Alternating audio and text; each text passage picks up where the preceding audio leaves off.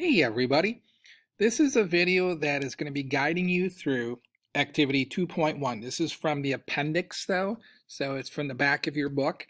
Now you have an online book, so check towards the bottom and you're going to need to find activity 2.1 from the appendix. It's called Rock Layers Determining Relative Age.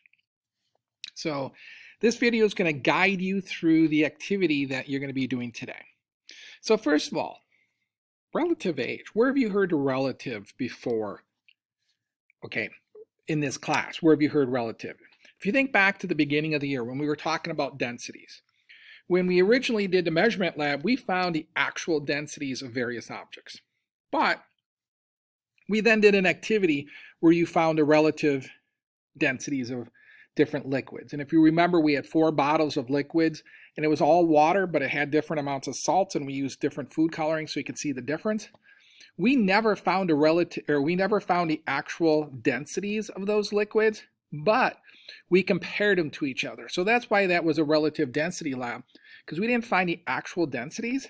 We just figured out which one's the most dense, the least, and then in between. So we're going to kind of use that concept today as well. And we're going to look at relative age of rocks. And this is an interesting activity because you can see examples of similar things all over the Baraboo area. If you look at some of the new road cutouts that they have that take you through the bluffs, and especially if you go and you drive down, say, like Highway 151 through southwest Wisconsin, you see lots of different road cuts and you can see the different rock layers and you can kind of get an idea of their ages relative to each other. So let's go ahead and start this activity. So find something that looks like this in your book. Now it says your teacher will describe to you a series of events. Record the events in order they happen. In the first basket, draw and color the shirts in the order in which they were added to the basket, based on a story told by your teacher. In the second basket, draw what happens to the shirts when you dig through the baskets looking for your socks. So I'm going to read you a little story, and it's not necessarily a story per se. Well, it is kind of. So in this first box, I want you to use the drawing features to draw what you hear and put things in the order that you hear. So here we go. So make sure you're ready to go. And again, you can always pause this video as you draw these. You don't have to do them in real time. So imagine that every day when you come home from school, you throw your shirt into a laundry basket. You wore a yellow shirt on Monday. So if you wore a yellow shirt on Monday and you threw it in this basket and it was empty at the time, where would you draw it? So go ahead and draw it. Then on Tuesday, you wore a red shirt. And at the end of the day, you discarded this shirt in the laundry basket.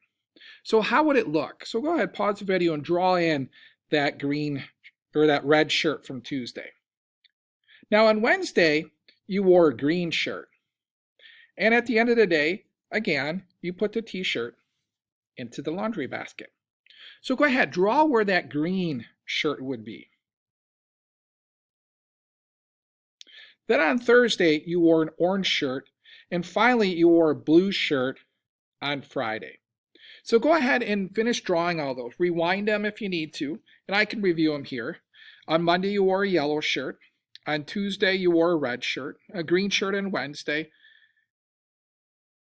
orange shirt on Thursday, and a blue shirt on Friday. So how would they look in here? Which one would be on the top? Which one would be second? It'd be pretty easy to figure it out because they, for the most part, go in layers. However, we're going to put a little twist into it. And I hate to say it, this happens a lot in my clean laundry basket because I don't always put my laundry away right away. So when I'm digging for certain pants that I want to wear, certain shirts, things kind of get jumbled up. So let's say in this basket, what would happen at the end of the week if you were constantly digging through the basket looking for things? Let's say you ran out of socks and your mom said, well, pull all your socks out of the laundry basket. I'll do a load of whites tonight. How would your basket look after you dug through them looking for your socks? So go ahead and draw what do you think it would look like and pause the video while you're doing that. So would there be a difference between these two? Well, this one you can probably tell which one went in there first, which one went in second, or for the most part, you can tell that. But if you're going to be digging through here looking for all of your socks so you can do a load of whites, what used to be on the top may not be on the top anymore. What used to be on the bottom and was deposited first may not be on the bottom. So that's kind of what we're looking at today. Is we're looking at rock layers, and we want to find their relative ages based on when they were deposited and the things that happen. And things like that is pretty cool. So if you've ever been to the Grand Canyon, and I never have been, but you can see all these different layers, and you can kind of get an idea of which layer was formed when. But every once in a while, some things happen that make it a little bit more difficult to figure out what layer was deposited when. So let's go to the next activity. So find B in your book. It says number the images below 1 to 5 so that they tell a story from start to finish. So if you were going to make a peanut butter and banana sandwich, what I want you to do is which one of these would be number 1 in your story? Which one would be 2, 3, 4, and 5? So go ahead and pause the video and number these. Now you may have to go into the draw feature to create a, while drawing on top of each one, 1, 2, 3, 4, and 5. All right, so you had a chance to do that. Which one did you think was number 1? Did you say this one right here? Yeah, you start with the bread. Then what do you put on the bread? You put peanut butter on the bread. Now you don't put the top on yet. You've got to put the bananas on, so this would be 3. Then once you put the top on, it would look like this. And then sometimes, not always, I tend not to do this, but I did have a friend who, when I was growing up, always had his sandwich cut, and his mom actually cut out the crust. But this would be the last one. So we can start to get an idea of a story based on how things are positioned. So if we flip the page once again, I've got a paper copy. You just need to scroll down. So let's look at C. C says, look closely at the image below. This is a side view of an ant farm. An ant farm is a habitat for live ants. It has clear sides so you can see what happens inside. If you know how an ant farm is formed, you know the older that things happen, or the order that things happen in. First, soil is added to the container. Second, ants are placed in the container on top of the soil. Third, the ants dig tunnels down into the soil. So take a look at this. And if you're working with a partner, and you can work with a partner on this activity, this is what I want you to discuss. Which tunnels were dug first, and how do you know? So go ahead and pause the video and just take a minute to discuss this, and then you can unpause the video. All right, so you had a time to discuss this. So when we start looking at it, if the ants were placed right here, they probably dug out the tunnels that connect with the surface first. And they might not have. They might have come down here and then came back up this way. But look some of these side tunnels that you see. For example, they probably didn't dig this tunnel first down here. That probably was more towards the end. And likewise, as they're coming down here, they probably dug this tunnel after they had dug this. And if you look over here, it doesn't even make it back to the surface. So they probably dug here and possibly went up. This one doesn't look like it makes it to the surface either. So we can start to get an idea by looking at these ant tunnels, which one was first, which one was second, which one was third, and the order. So you're going to get some practice doing this today with the rest of the activity. You're going to have to look at things, and some of them are going to be actual shots of, land features. Some are just going to be pictures of land features. You're going to have to figure it out. Or I should say drawings. So here's a good example. When we look at what's happening here, it's not as neat and as clean as what we saw up here, where things seem to be in layers. So we're going to practice figuring out what's going on in these pictures and how we can interpret those pictures. So here's a series of drawings. So find D in your book. Place the series of images in order to tell a story from start to finish. So if you looked at these 4, which one of these do you think was the first?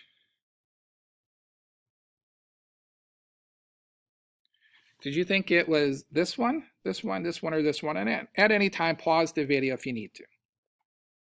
So if you said it was probably going to be this one, you were right.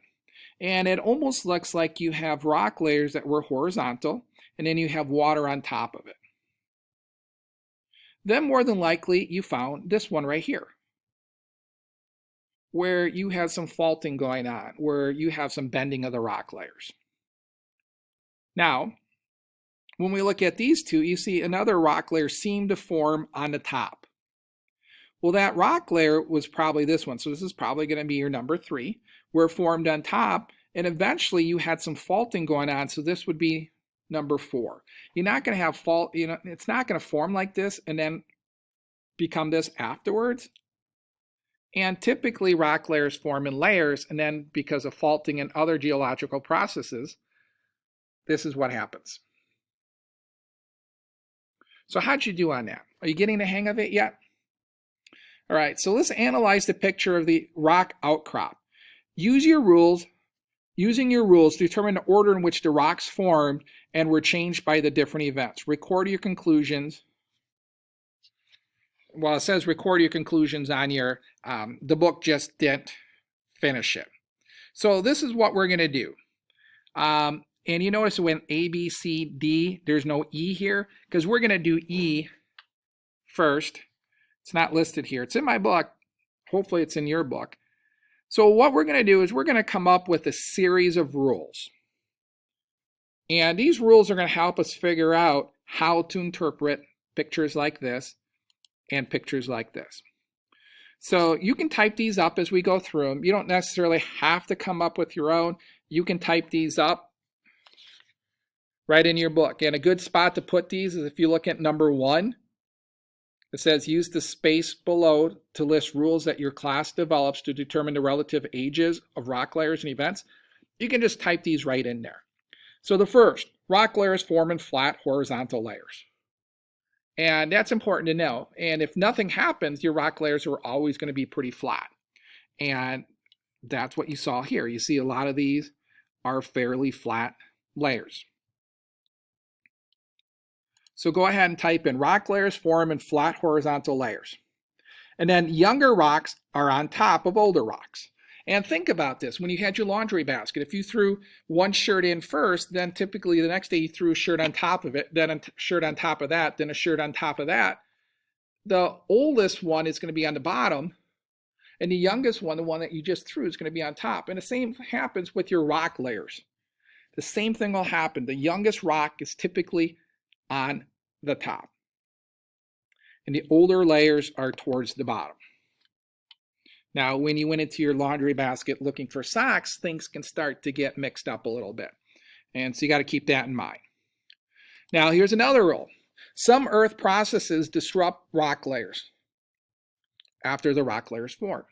And that's what happened in the laundry basket when you went digging for socks. No longer, quite possibly, the rock layers were all in a different position now. And then you would have to figure out, and that's what geologists do. When they see stuff like this, they have to figure out, okay, this is the one rock layer, this is next, this is next. And the reason they do that is that way they can get the relative ages of the rocks and start to learn about the history of the earth and how things were created. And hopefully they can use that knowledge to figure out how things are going to form in the future. And then there's one more. So we can also figure out when events happen by recognizing which layers or structures affect other layers and structures that affect. Let me read that again. We can figure out what events happen by recognizing which layers or structures affect other layers and structures and which do not. And so that's an interesting concept. For example, we used to have earthquakes in Wisconsin. They were more frequent than they are now. We rarely get earthquakes in Wisconsin. But there was a time when down in Mount Horeb, there was a geology depository where one of the geologists showed us a spot in a rock sample where a fault was. And they said that's where an earthquake would have happened in the past. So we have proof in the rock layers where it would happen. So if you had a bigger picture of that rock layer, and if you knew all the different layers above and below it, you can get a pretty good idea of when that earthquake happened. So that's one of the neat things that we can do by doing stuff like this, by figuring out the relative ages of the rocks. So make sure you have these written down in your book. So now, if you look at your books, F says analyze the picture of the rock outcrop. Use your rules, and the ones that we have here, determine the order in which the rocks formed and were changed by different events. So if we look at something like this, golly, it's a little bit more complicated than the simplified drawings. For example, see this white line right here? At one point in time, this white line probably was one rock layer, and here it is here. See how if you would have gone across, it would be pretty evenly matched. At one point in time, these were probably all in a horizontal layer. But somehow you can see the cracking here, the faulting. Somehow this all got pushed up. And at one time, this probably would have been all together, but more parts of it, or more of the rock was faulting. So all these big cracks in here are faults. And so forces are pushing part of it up, and they push this part up, or this part was dropping as a result. Then you have some conglomerate layers in here where it looks like conglomerate rock, at least from this picture, where more than likely at one point in time this was together. And this was formed at the same time, but you can see how it's different now. And this is just one example of how you can use relative dating of rocks, the relative ages, to figure out what was formed and when it was formed. So what would I expect you to have for your conclusions for F? All I expect you to do is just, paraphrase what we just talked about, how different rock layers, because of faulting, because of other geological processes, you can't always tell for sure which one's on top, which one's on the bottom, which one's the oldest, blah, blah, blah, blah. But you can get a pretty good idea by looking at these rules to see which rock formed first. So this layer would have been first, then it would have been this layer, then this white layer, and you might say, well, the layer's way down here, but it probably was together at one time. Then this layer, and you can see some different layers in here. Then likely this formed as a result, if this truly is conglomerate.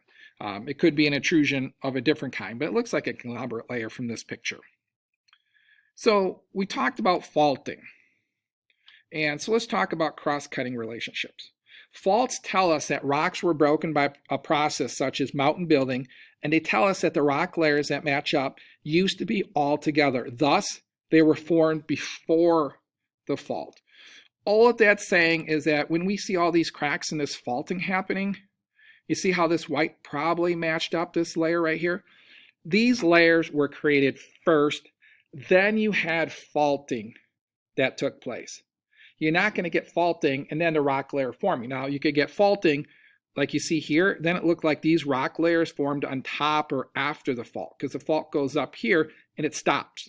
And you see a pretty good crack here. So this layer was probably created after the fault, but these layers were likely all created before the fault. Then the faulting occurred. So here you can see how the layers don't match up and they're shifted. So one more concept I want to run by you before we finish up this activity and we do the making sense questions.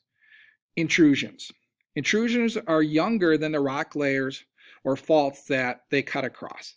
They're older than the faults that they cut through. So for example, this white layer right here, and you look at it, it kind of looks like these layers go this way, but these white layers go this way. These very well could have been igneous intrusions. Just like up here, I told you these look like conglomerate layers, but those could have been a type of intrusion. And igneous intrusions simply are when rock gets heated up and it's molten, it'll find its way in through cracks and crevices and make its way through rock layers. And then when it cools, you'll have those intrusions left there. And so these are likely igneous intrusions that you're seeing here. So find this part in the book. Number 2 says use your rules. So use everything you've learned here. And what I want you to do with your partners is try and number all these white boxes, put a number. Which one of these layers, which one of these events happened first, second, third, fourth, fifth, and it goes all the way up to 13th. So go ahead, take a few minutes, see if you can figure out. Now I don't want you to spend an hour on it, but spend at least a good 3 to 4 minutes figuring out what layer was first, what layer was second, third, fourth. And then pause the video while you're doing this and then unpause it when you're done. All right, so here they are. So more than likely, these layers, when they were first created, they were flat. They weren't at a slant like this. So more than likely, this purple layer way down there was first. Then it was this layer. And this layer would have connected to this layer back in the day. And then this layer would have been connected here. So that would have been your third, and your fourth, your fifth, and your sixth. Once that was created, you had some faulting going on. So you had some cracking, and this is probably where it got tilted. And you see some of that tilting happening in the Baraboo Bluffs. Especially if you go out of Devil's Lake, you'll see that the rock is formed at an angle, and that's because of faulting and folding that's taking place. So that's why 7 is down here. Then you likely had some erosion taking place. Then you had 9, you had, looks like a conglomerate rock layer. Yep, conglomerate is purple. Then over here you had some 10, which is some sandstone forming. Then you had this rock layer, and those are all good. And you might say, okay, what about this blue? Well, this is granite. This is probably going to be an igneous intrusion.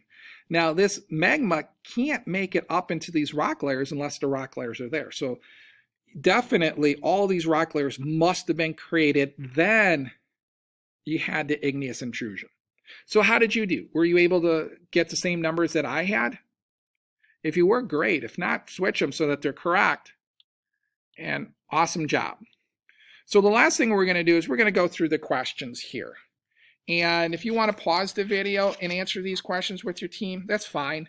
If you want to go through them together with me, that's fine as well. So how did you determine which layer in the rock layers diagram was the Eolus? So here's a good example that you could have had. You could have said, I used the rules that we made as a class, although we went through it together, to analyze each layer to find out which layer was older and which one was younger. I figured out that the layers in the bottom of the stack were the Eolus, and that's because all the other rocks were deposited on top of it, and it did not cut across any other rocks or structures. So when we look at question number 2, why don't you go ahead and try and solve that on your own so I don't accidentally put the answer up here like I did with that one. How did you determine which was the youngest? How did you know which rock was the youngest? Which rock layer?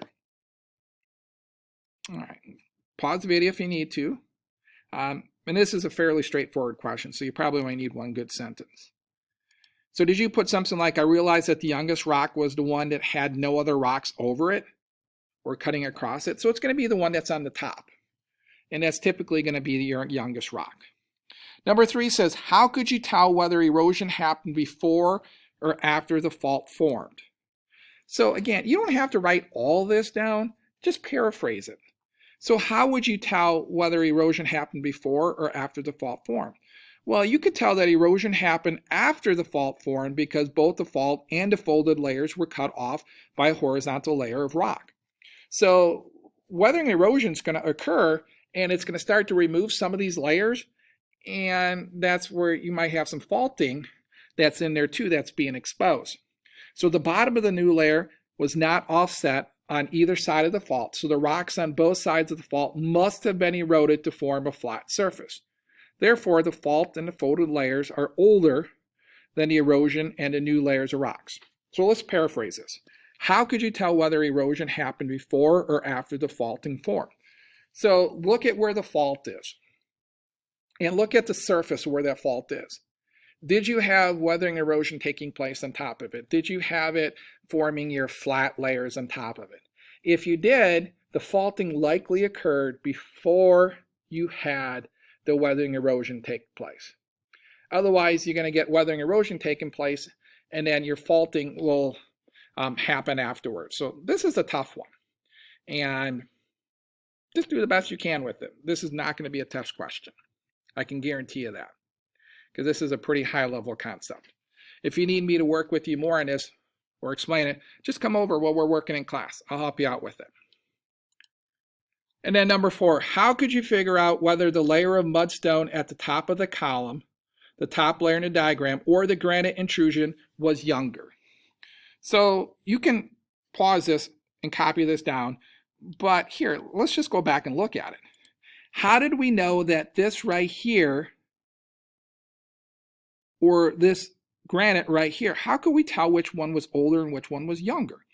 Well, look at it. This igneous intrusion went into this layer right here. And it went into the mudstone, and it went into the sandstone. So these layers must have been created first in order for this. Now, if all of a sudden this was eroded flat, and this layer went flat on top of it and covered it all up, likely this was created, then you would have had weathering and erosion. So this kind of goes back at the last question. Then this rock layer would have been on top of it. But in this case, we know that all these layers were created, then the intrusion occurred. So how did you do on the lab? How are you doing with relative dating of ages of rocks? On a test, if we gave you something like this, would you be able to date them? Would you be able to say which one was created first, or possibly something like this? Would you be able to put them in order? Which happened first, which one happened second, which one happened third. So those are some of the things we'd expect you to be able to do after completing this activity and doing some of the other activities related to relative dating and the law of superposition. So as always, if you have any questions, make sure you ask. Thanks.